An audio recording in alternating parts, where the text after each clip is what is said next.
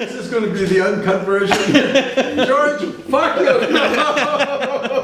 Let me just get my shoes off. What are you doing here? Putting up my flyers. There we go. Okay. They'll always be in England, George. What's up? I love this book. Take two. I hate this book. So epigrams. Why epigram? You don't have much place to hide when you've got two lines.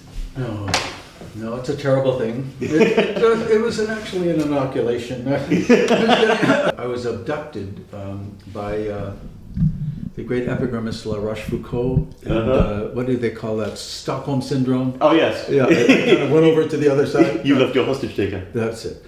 They were a disease that hit me maybe when I was about 50. Picked up a copy of La Rochefoucauld's Maxims again. Suddenly that was the food I wanted to eat. And it never was the only thing I did. You know, I kept writing other kinds of books, but it just became this sort of left-hand passion for the last almost 20 years now. There's an interesting one here, when you say, in fact, even just the first one, number one, he said, he was on top of her, she was underappreciated. Yeah. You're a married man and, everyone tries to sort of reveal the writer. So are you feeling appreciated? I mean, it's a lovely turn of phrase, right? Because you could be underappreciated. That's or right. You could be underappreciated. So do you think these are appreciated, or do you think this is appreciated? This form? Mm-hmm. This is the 5th book of these I've done. Blimey. And you have to be crazy to set out to publish a book of epigrams. Right. And then why not just get out while you're ahead? And some people wonder why I do them, and aren't they a bit mean? And some people don't get them, which is a little tiring. Because as a comedian, to explain a joke is it's already dead. Yes, indeed. right. If you're explaining, you're losing. That's very funny. If you're explaining, you're losing. And as a comedian, and I know you're a fan of comedy. The classic thing is set up punchline, and these are kind of almost punchlines without setup. So it's almost like boom, here it is. Which is remarkable. But I just don't understand you, said the man who believed he understood himself. People say stuff and they don't hear what they're saying, and so part of the fun for me is to be listening to what they say and then to try to play with it. And do you do that by sort of going out into the world and sort of, it's everywhere. It's everywhere. You turn on the TV and rent it? I think it was with my wife that I first said we had made love or something, and I said that she was underappreciated. Very nice. I gotta write that down. But then, 5 pages later, we said less that he wanted a divorce and more that for his wife he wished for a new husband. Yeah. Sometimes there's a sort of happiness comes through, and sometimes this sort of curmudgeonliness comes through, and I'm sort of just trying to understand a little bit about, I guess where your heart lies. It doesn't tell the truth. You found your place in the world and your gift to share, which must be, a huge relief for your mother and father. Do you know what I mean? That here is your place, and you found. Some people don't find their calling. I wouldn't call it a gift to share, because artists have to make other people share their gift. It's a kind of coercion. You know what I mean? Would that it were sharing. There was a famous book called The Gift by Lewis Hyde, and he's talking about art as a gift, to the community. Well, there's 1 billion comedians who would like to share their gift. I thought that, but when I was coming on to girls, I'd like to share my gift.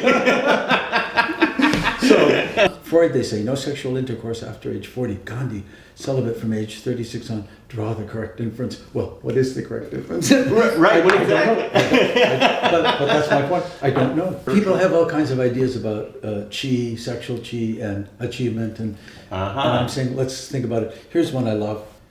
With fuck you, the I is silent and well understood. With fuck you, the I is silent and well understood. Well, actually, it isn't well understood. A lot of people don't realize that when someone says fuck you to someone, they're saying, I fuck you. Right. That's really what's being said. Right.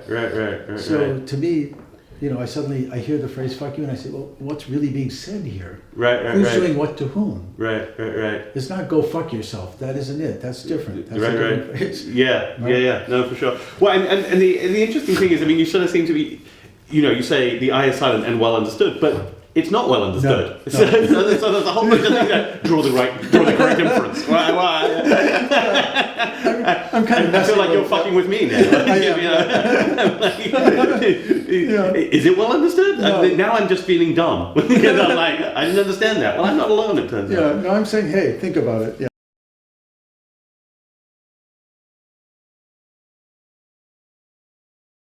I'm a student from Denmark, and I'm looking for people that I can look to and say, oh, he really changed the world, or made sort of a way how he thought he could change the world. So is there anything, what can I learn from you? Well, what does art teach us? Yeah. My kind of art might, if it's good, teach about accuracy and truth in language, right? A lot of language, particularly political language, but a lot of personal language is untrue.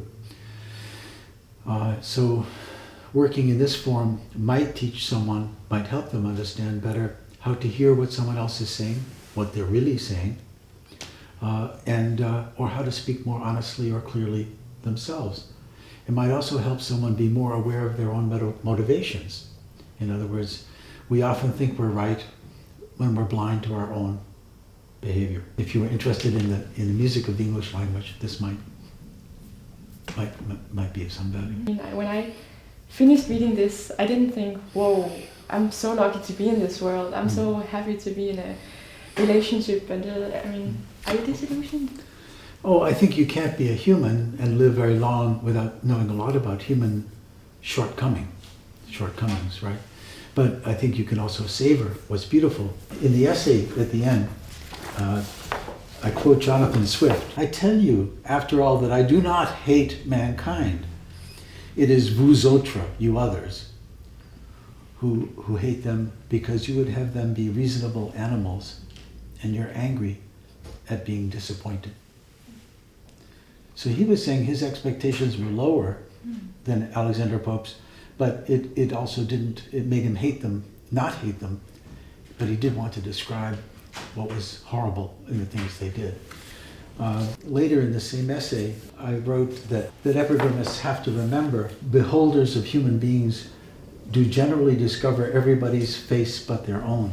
That if love can only express itself by hatred for the inappropriate, then one may come to resemble what he hates. And then finally, William Matthews, this wonderful American poet, wrote, from the Roman poet Martial, I learned foremost how important it is to find ways to be angry with human folly and failure and to be forgiving of it at the same time. If you've been in the Mideast, you've seen a lot of terrible things. But you're there because you want to do good, I presume. And so how do you both see the terrible things done on all sides in the recent history of the Middle East, and still try to have a faith that you can make change and do good things? Yeah, as I said, I've been very focused the past months on human rights and how do we make a better world. And suddenly there was a lot, in the beginning there's a lot about, I thought it was all about intimacy, man and woman, sex. And then suddenly this came and it sort of stood out and was very different to me. Is it very different? A lot of the epigrams are about human foible and human failing and human foolishness. And of course George Bush might be considered the essence of a lot of human failings. And any American who lived through the Bush administration, of course, was ashamed of so many terrible things that were done. So he fits in the book because the book is often about human error. In year 6 of Operation Iraqi Freedom, George Bush said, "I'm a man of peace." How could you say such a thing and be at year 6 of a war?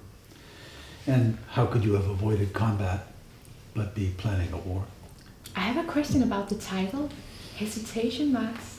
The epigraphs that start the book, I have 2 quotes. So one of them describes dashes. Okay, and dashes are a form of hesitation mark. They make us slow down in a sentence. And the epigrams are meant to slow you down. But it turns out there's another definition, that when someone's thinking about suicide, they make a first cut. And sometimes that's the only cut they make because they decide that this is too painful or too horrible, and that is the mark they made. So that caused them to hesitate. But sometimes actually they make a hesitation mark and then they continue, right? So I must have been surprised when I came across that explanation of that term, hesitation mark, which isn't commonly known.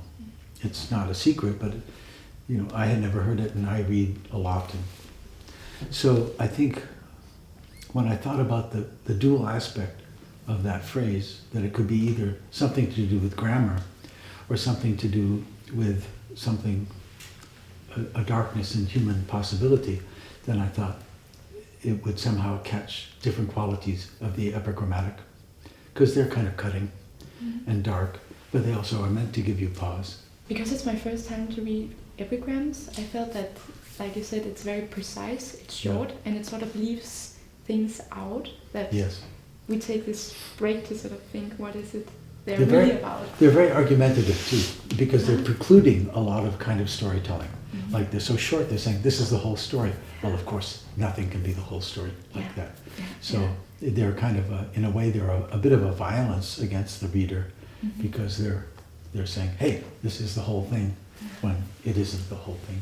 It's just a fragment of a kind of truth, right? Yeah. But also, I don't think when I was your age, how old are you? 24. Oh, I don't think I would have liked the epigrammatic when I was young, this kind of thing, because I think it's too dark. And I think I was more full of just sheer life force. Don't be in a rush to be more drawn to them than you are. Save them for later. Save them for marriage. Anyway, thanks so much, Mia. Yeah, thank you so much. Okay.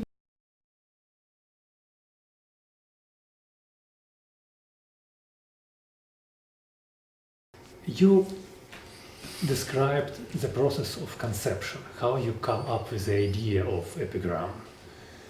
But it's not a birth yet. Do you sit at the table and polish it, or does it come up as close to final form as it is in the book? So the epigrams are in part getting into the right head, where you're listening to language for things that surprise you, and you're looking for qualities of human behavior, and you're kind of keeping an eye out. So I do a lot of reading. I read various epigramists, but I read a lot of books about human psychology and so on. So, for instance, I read a book about hypochondria. And one of the fun things, let's say, about hypochondria is it's almost always other people who are hypochondriacs. I am merely concerned with my health, but she is a hypochondriac.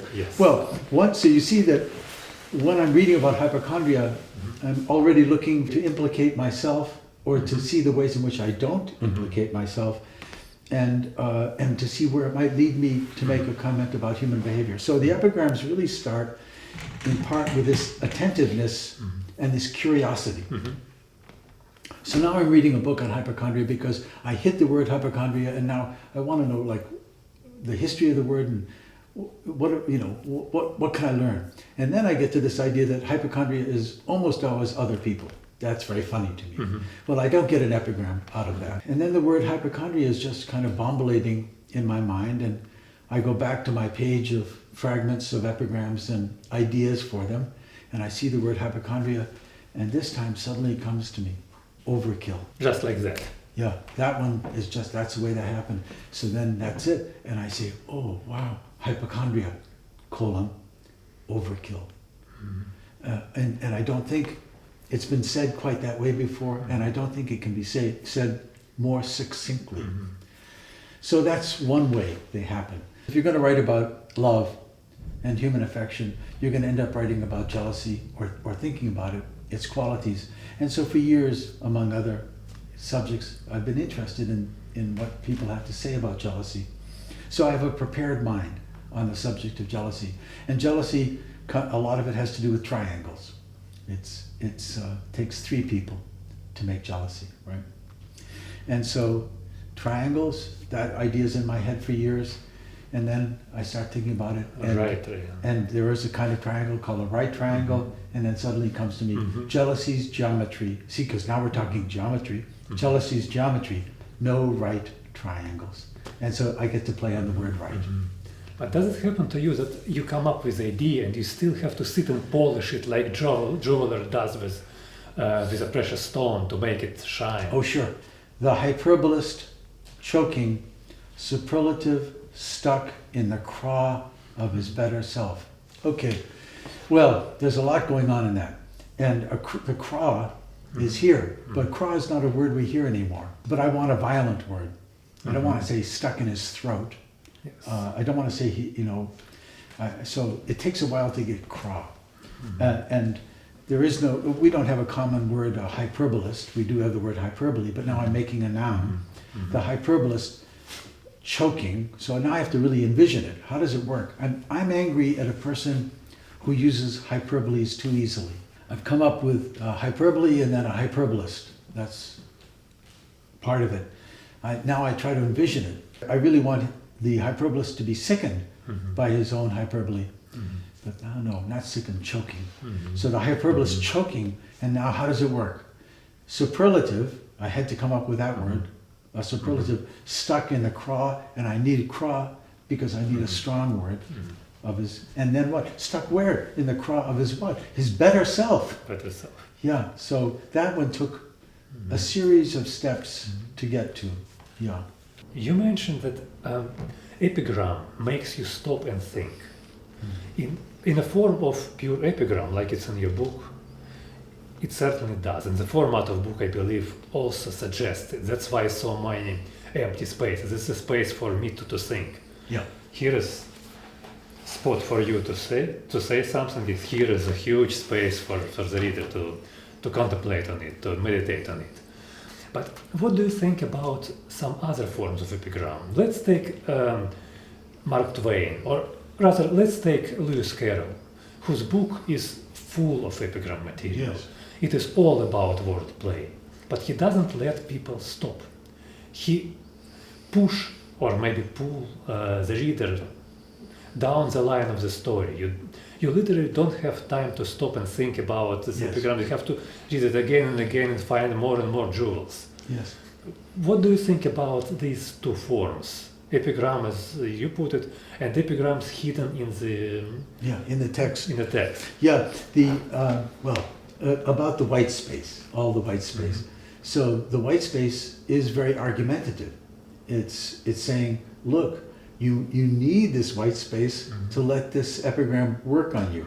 You cannot just rush along.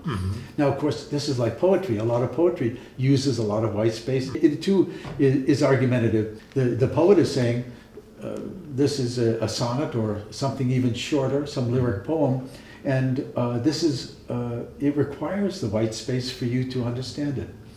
So the epigrammist is a little bit like a cousin of the poet, but even more so. I like that challenge. It was a writer named Stephen Mitchell who, when I first started playing with epigrams, and I gave him some pages of my epigrams, he said, the way to test them is to put them one or two to a page. And you'll see if they can take the weight of that space. And that was a very wise thing, I thought. As for a writer like Lewis Carroll, right now I'm reading an American writer, a poet who's famous in his day in the 40s and 50s named Randall Jarrell. And he wrote a book, a novel called Pictures of an Institution, a very satirical novel about a college, a women's college, like Sarah Larn. It is brilliant, and he's a brilliant epigrammist. Sentence after sentence, he expresses things I would love to claim as my own. He has one where the observation is that the character cannot be a hypocrite because he's not morally developed enough yet. He simply thinks that whatever he is good. How could he be a hypocrite? And so Jarrell, if Jarrell were alive, I would send him my epigram books because I feel he would get what I was doing. But also, he's like profligate in this abundance of what he can do. Maybe I just can't do it as much as some of these writers. Yeah, maybe my use of white space is a form of self-defense. I don't know. The epigram about source amnesia. Oh yes, source amnesia. Does it come from personal experience? Source amnesia, as when you offer a sexual surprise to your lover, she asks, "Where did you learn that?" Okay, that comes because I saw the phrase somewhere, source amnesia. So now I've heard a phrase that's new to me. So then I start to think, well, how would I define it to someone? And of course, those of us who have been bachelors and have dated more than one woman at a time, you may know something of this, Victor. You did? You did? Victor, I can't believe you would do such a thing. Oh, well. So that, sometimes you actually have to be a little careful what move you introduce into what situation. I thought, I'll try to build an epigram out of this. But it starts with hearing this phrase, source amnesia, and my laughing to think, what could that possibly mean? How would I define that if someone asked me? And so I'm defining it. Source amnesia as when you offer a sexual surprise to your lover, she asks, where did you learn that?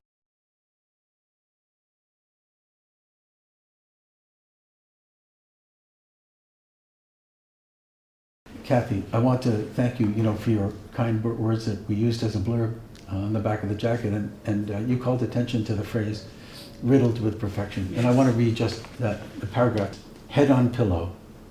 It all happened for a reason, the epigrammist mutters, marveling that people can believe such things. And drifting off to sleep, he thinks, riddled with perfections, expecting when he wakes to write it down. And of course, what I was playing with was the way we know that phrase is riddled with imperfections. Oh, right? absolutely. Yeah. I mean, riddled itself just means tattered and ragged and uncertain, and perfection means just the opposite. To turn the phrase around and reawakens us to the idiom, and then maybe takes us to someplace exciting and new, to be riddled with perfection. Exactly. So that was, yeah. Well, that's what I love about your writing, because just about every one of these is like a splash of cold water, because it's unexpected, it turns things around. Also, they are epigrams to be read with a group. We did this the other day. There were 4 or 5 people driving to Nevada, and we read them out loud. And everybody was affected by them differently. Everyone had a different interpretation. Everyone took them in some different way. Where is the one about 2 breasts in the hand? 1957, mantra of a 13-year-old boy. A breast in the hand is worth 2 in the bra. Well, it seems very forthright and matter of fact, but it could be 2 breasts or 2 hands. And so that led to a lot of discussion. Yes. It's just every one of these opened up into individual interpretation. That's shocking. That gives it more complexity than I had imagined. Well, are you happy with people reinterpreting? Oh, absolutely. Yeah, I'm just the vehicle of the muse, and my vehicle wasn't even a van going to Nevada. No, that's wonderful. Yeah, it's true that working in such a narrow form or a tight, constrained form, you often don't see its reverberations. If you read Bierce or Wilde or Nietzsche or any of them, there's nothing really happy about the epigram. You don't get many exclamation marks or smile faces. They seem to be a more... Yeah, Bierce was a peculiarly bitter man.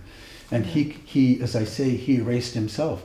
He was such an epigrammist that he shortened himself to nothing. He just disappears one day, right? But definitely that European tradition of the epigram is tart, ironic, really a form of defense of the individual against common misunderstanding or common untruth. Yeah. Yeah, hallmark sentiment. Yes. There's one that I like so much because it got said something I had to get said. Jeez, what an elusive epigram. These are harder to find than to write. Oh, that's an epigram. The hyperbolist choking, superlative stuck in the craw of his better self.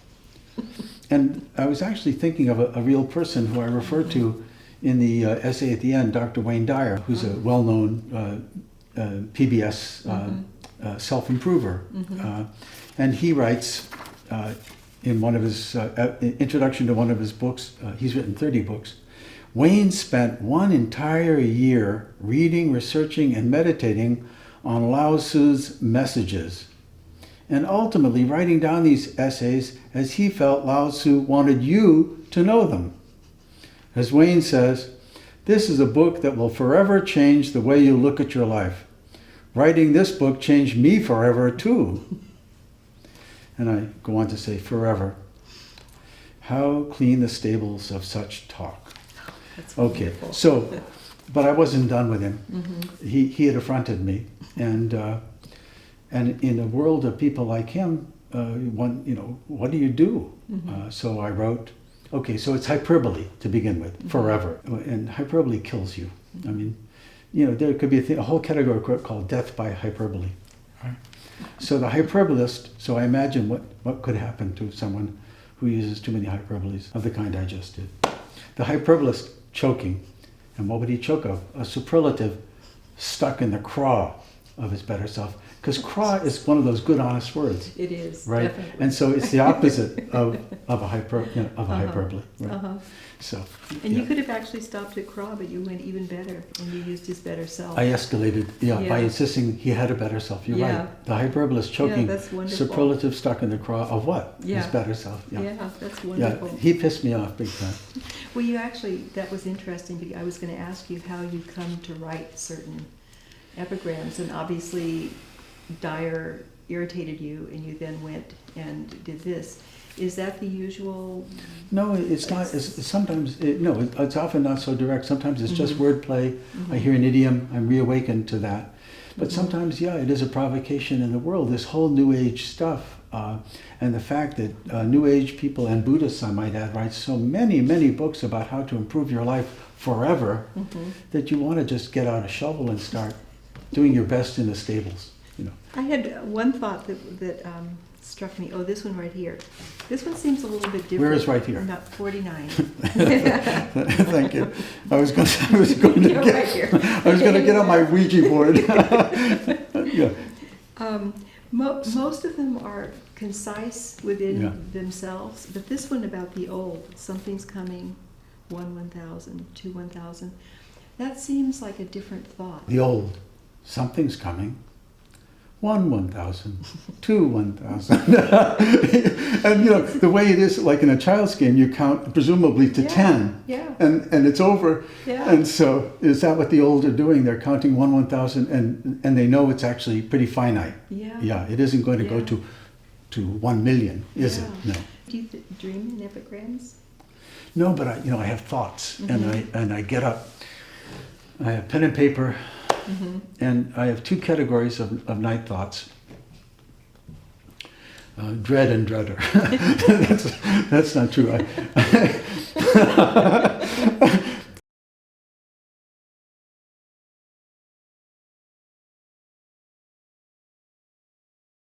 So I was really intrigued by the wordplay and the investigation to the roots of words and how words evolve.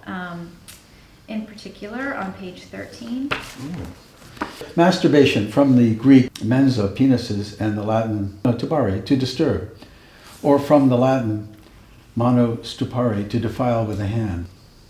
Manustupration, infrequently used term for the ubiquitous incessant. So how do you begin to build an epigram like that? Well, I guess like many people, I've always thought that the word masturbation made something clinical out of, something that was a lot nicer than that. Do all languages get stuck with this Latinate term? And, self-pleasuring came in there like in the, 70s or 80s, and seemed to me a very ideological effort to, to get a warmer and fuzzier term. So I guess the word masturbation has never ceased to sound to me too weighty for the phenomenon or too clinical for the phenomenon. Do you cross-reference different reference books, or is there one particular dictionary you turn to? Webster's second, the big, huge thing you used to see in libraries. My mom's dictionary. That's my Bible. Similarly, I see that some of your epigrams take the form of like dictionary entries. So for example, on page 5, Tango, envy. It takes two.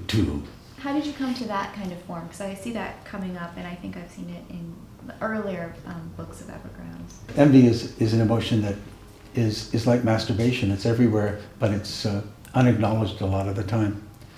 And so I like to investigate the qualities of envy or its ubiquitousness. And so you can't have envy just from one person. It takes an object So there, I'm thinking about envy in two people, and then that song popped into my head. Well, it takes two to tango, and that's how I got to that one. One last question. 51. How to tell she's your moral superior? She'll let you know it. What's the story behind that one? A friend of mine was telling me that there are two kinds of people in the world. And I said to him, oh, what is that? And he said, people who are generous and people who aren't. And I realized he was including himself in the category of the generous. And that I wouldn't have come to that conclusion so quickly.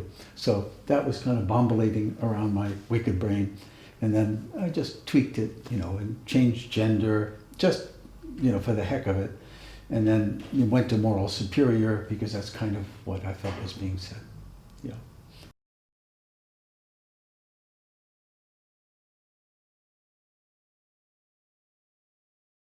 Now, this is more than an epigram on page 23.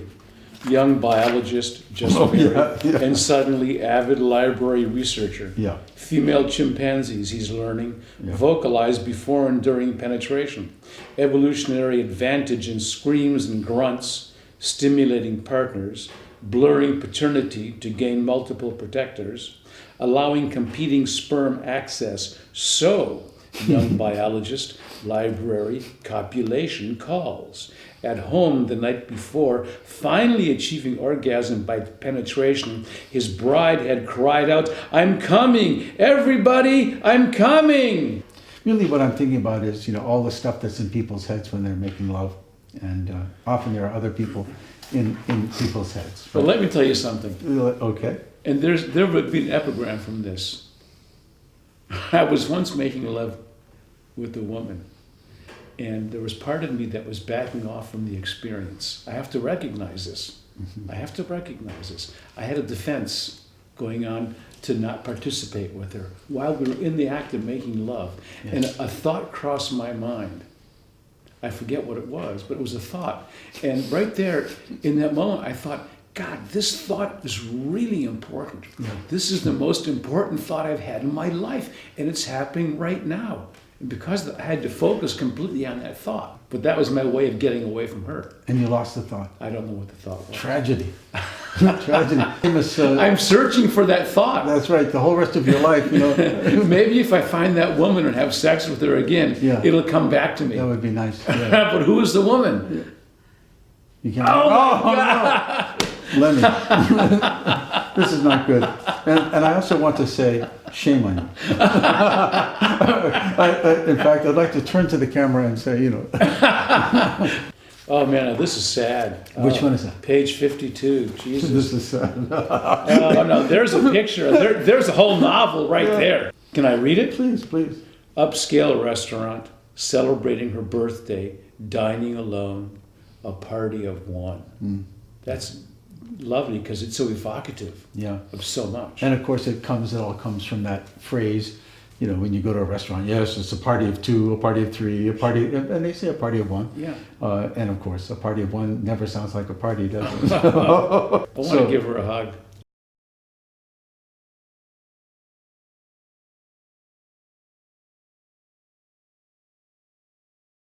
I'm a scientist. I thought you were a mathematician. Well, yes. Mathematics is part of science. I see. And I didn't get that far in school. So in science, for example, in physics, we know that all matter consists of atoms. Yeah.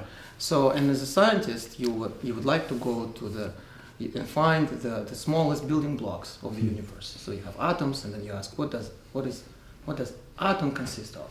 And it turns out that there is nucleus, and then there are electrons spinning around. So for me, I approach literature subconsciously, I guess, in a similar way. So I'm wondering, what is the indivisible particle of literature, of writing? And for me, an epigram is such an atom, like in physics. And a good epigram for me is something which you cannot further divide. You cannot break it into smaller pieces. So is that something that... I would like to say no, after all of that buildup. But, well, actually, there are these people called language poets. This guy, Aram Soroyan, wrote a one-word poem, Lighght,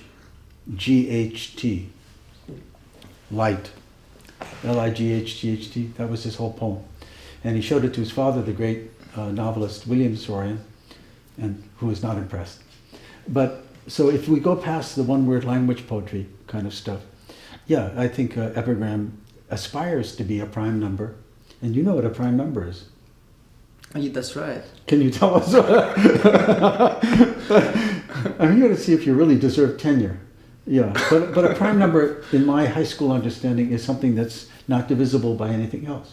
That's right, except one in itself. Yeah, and one's not a number, we know. Well, that's another story. That is another story. Which we could discuss. Yeah, but okay, so the epigram aspires to be irreducible. Right. And I would say in some of them, I'm sure of it. Like when I get to that epigram, hypochondria, overkill, I feel as though we can't make it much terser than that, right? Mm. Yeah. But of course, even the longer ones, some of them, I'm hoping that the sentiment can't be said more succinctly and still take us as deep as it's going. Mm-hmm. Yeah. Truth be told, the first book of your epigrams, which I have read, I think there was another one.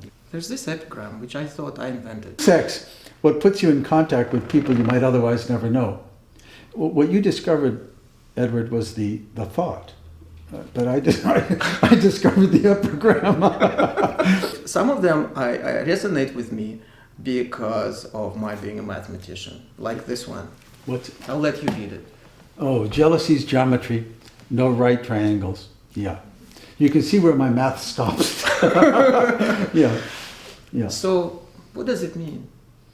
There's always the threat, I think, of being triangulated in love. And that's what we suffer from. That's what it is to be So human. it's never the right triangle. Oh, no triangle for those in love is ever a right triangle. A right triangle. Speaking of jealousy, this reminds me of another epigram which I love. Jealousy, requiring proof for something that never happened. Yeah. That's one of them. Yes, that's true. How do you explain what is jealousy? You can write, many volumes, as people have. Mm-hmm. Or you can just go straight to the point. And to me, this is what this epigram does. In one sentence, they essentially said, asking for proof of what never happened. It's one, of course, it's only one aspect of jealousy because jealousy is often a form of understatement.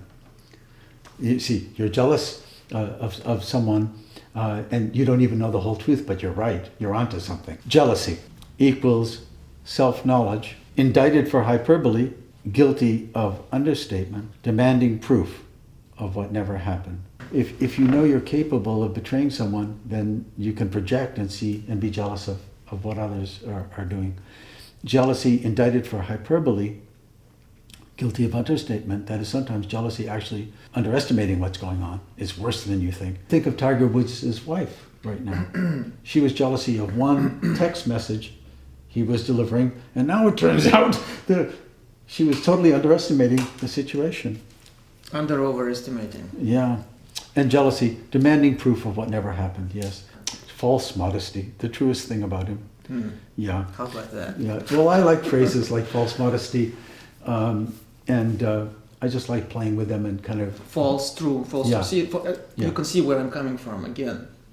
It's very mathematical. Where's the mathematics in that? False and Oh, also mathematical logic. You mean false and true is like at the heart of mathematics? Yeah, of course. Oh. I didn't get that far.